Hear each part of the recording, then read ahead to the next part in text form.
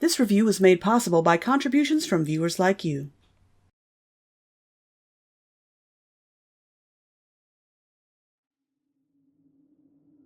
Are you the ghost of Remake's future? You're gonna show me things that haven't happened yet, but will? Okay. Clearly you're the scariest ghost that I've seen yet, and you're content to be so. But I understand that you're here to help me, so lead on.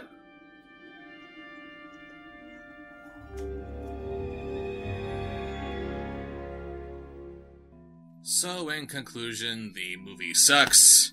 Don't bother seeing it. Bye. Don't you want to say anything more? Why? Because you've only been talking for about 3 minutes? No, I mean... why? Every movie's the same. All of them. Bad writing, bad editing, bad direction, bad artistic choices, complete disregard for the source material. What more do you want me to say? If I talk about it longer, is that going to make the review any better? Is that going to make the one person who occasionally drops by in comments say anything beyond, oh, you're just not giving it a chance? No. I'm not giving it a chance. You're the one who's letting everything go. The movie sucks. You know it sucks. What do you want me to say? Well, it certainly seems like you know what you're doing, so I'll leave you to your editing. Let me know when you're done so I can see it. Goodbye.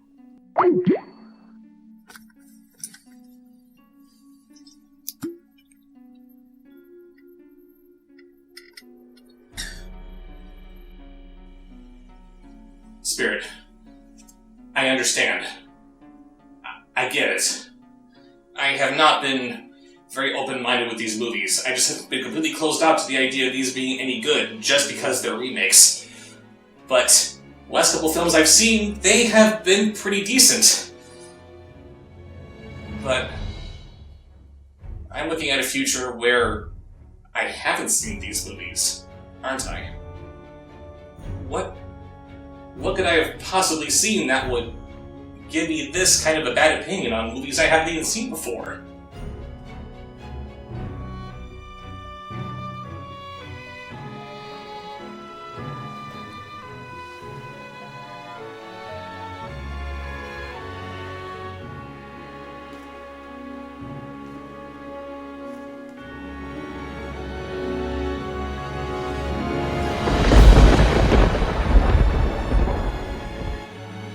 No. Oh God, no! Spirit! Why would you show me this if there was no chance of changing it? I promise, I'm gonna change. And I will change! I'm not gonna prejudge another remake ever again! I swear I'm gonna give remakes a chance they deserve! Just, please tell me that I can stop this future from happening!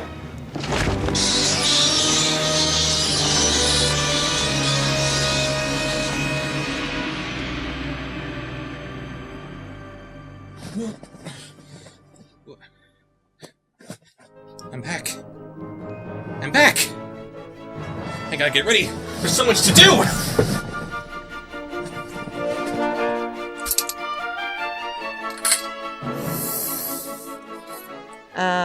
Rob? What are you up to? Oh, Raven! Oh, it is so good to see you, baby. What day is this? Christmas Day?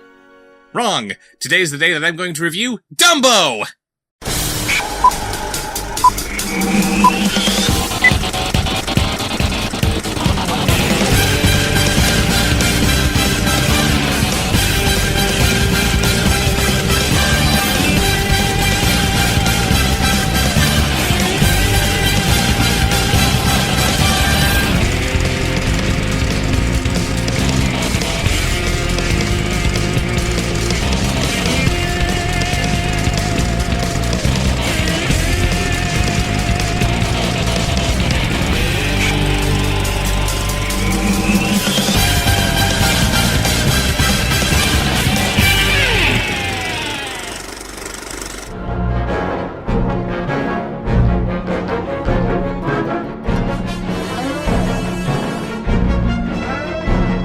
It is the year 1919.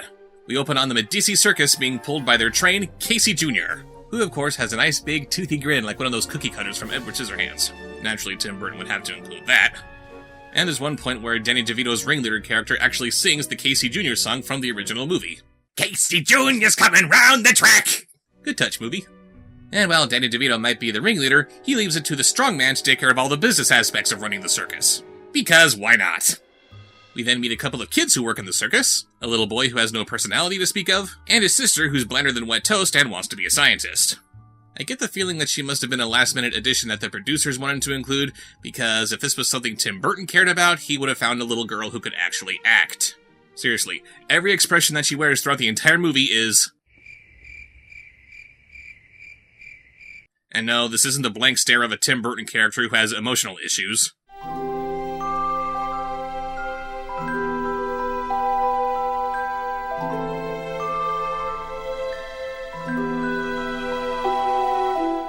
It's the blank stare of someone who can't act. Their father, Colin Farrell, just comes back from the war, missing an arm, of course, and is now in charge of looking after the elephants. One of the elephants soon gives birth to little baby Jumbo, and we discover very early on that Jumbo can fly after he inhales a feather into his trunk, he sneezes, and then makes his ears poof out. Nice way of including the magic feather without having to actually explain it as such. And no, we don't have the crows in this movie, but I can't help but imagine that there could have been some way of incorporating them and how the audiences of today actually appreciate them.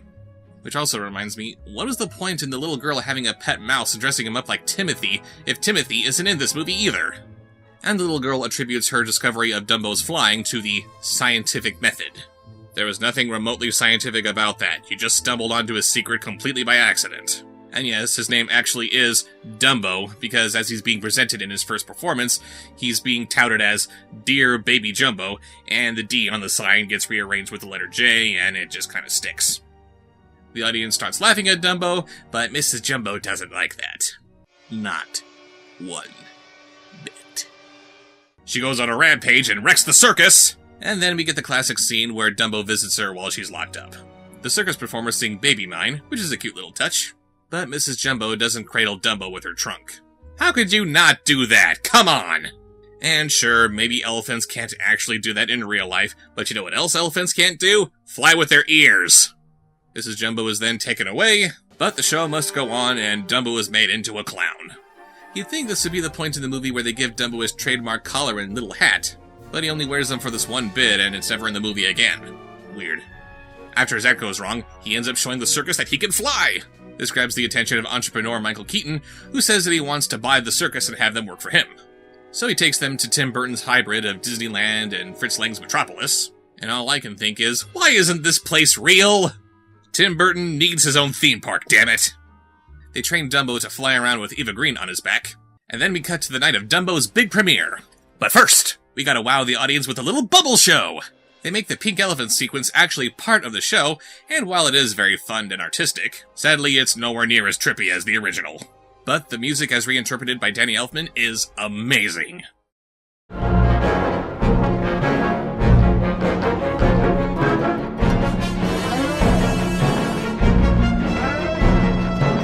And now, on to the main event! Take it away, Michael Buffer!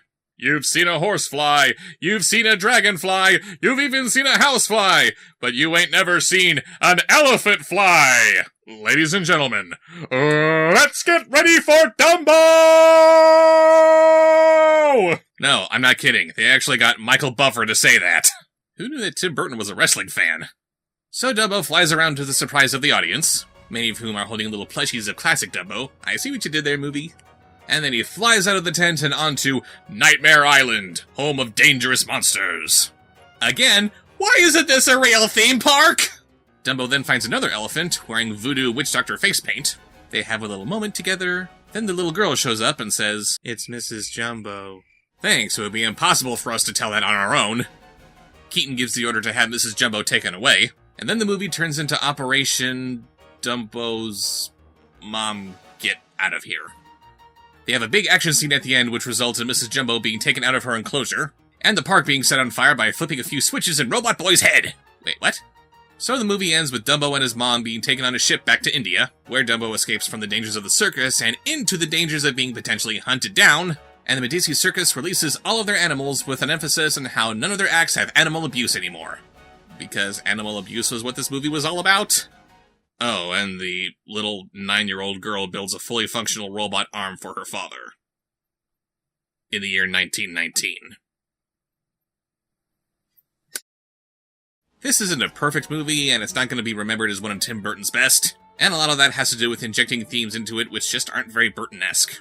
It makes sense that he would want to make us care about Dumbo, but not so much circus animals in general. He doesn't care about the plight of people, he cares about the plight of the person. Not to imply that he actually hurts animals in his movies, but he's not above a little animal abuse if it fits the story. You got dogs being killed and mutilated, bugs being eaten, penguins fitted with explosives and mind control devices, making toys that allude to animal cruelty, entire herds of cattle lighting on fire, horses getting shot, bats getting their heads cut off, chimps getting bitch slapped, cats being made into meat pies, flamingos and hedgehogs being used as croquet mallets and balls, hamsters getting stomped on, turtles, rats, and sea monkeys blowing up! It's all just part of his dark humor. Getting an anti-animal cruelty message in a movie where it just wasn't that prominent of a theme is just weird. Hell, there was more animal cruelty in the original movie. Seriously, look it up.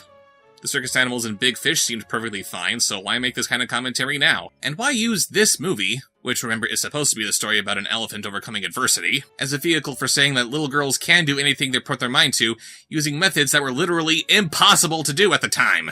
We only just figured out how to make robotic limbs for amputees, but this girl whips one up for her daddy in between cuts? Bullshit! This has nothing to do with Dumbo! On the other hand, it's nice seeing this movie retell and expand upon the original. Dumbo himself was absolutely adorable thanks to the animators on hand. Michael Keaton playing an evil Walt Disney in a Disney movie is all kinds of delightful ironic. Danny Elfman's mixing of the original music and his own score was a treat for the ears. And as always, Burton brings his weird, whimsical visual aesthetic to everything that he touches, so I'm sold. It's not a perfect movie, it's not a perfect remake, but that's okay. A remake is simply an opportunity for a filmmaker to bring his own sensibilities to the table. It's easy to rip on Tim Burton for the remakes that he's done in recent years, but is anyone gonna give him crap for remaking Batman in his own image? His remake of Planet of the Apes was kind of a miss, but does that mean that Rise of the Planet of the Apes shouldn't have happened? Remakes, reboots, reimaginings, whatever you want to call them, they're not going away anytime soon. I haven't been giving a lot of remakes a good, honest chance, and I was wrong for that. All we can do is try to make them the best that they can be, take note of where they might have gone wrong, and appreciate them for what they've done right, even if all that is just reminding you of how much you loved the original. That was very well said, baby. Thank you, sweetheart. So, shall we schedule Maleficent 2 for date night? I love you, but hell no! Wait, what? What about the whole giving remakes an honest chance thing? I said I'm giving an honest chance to remakes, not sequels to remakes that I've already seen and was mortified by.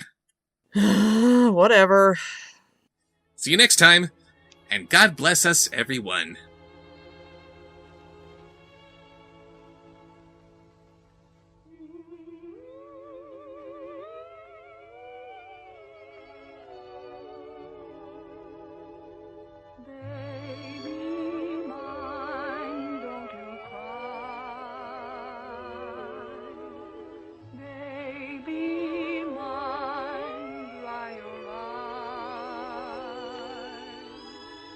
Rest your head close to my heart, never to part, baby of mine.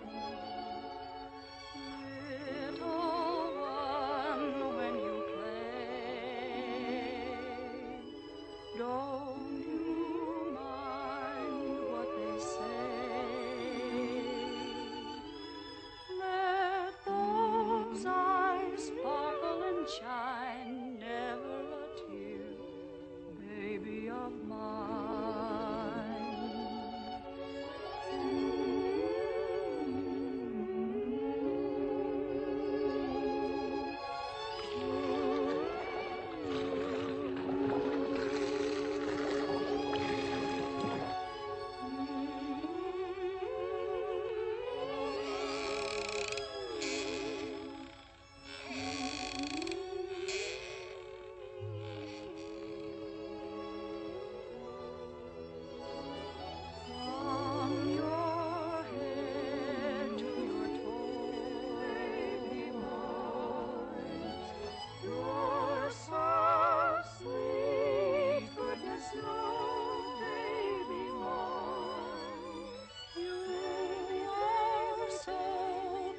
precious to me. Cute as can be, baby of mine, baby mine, baby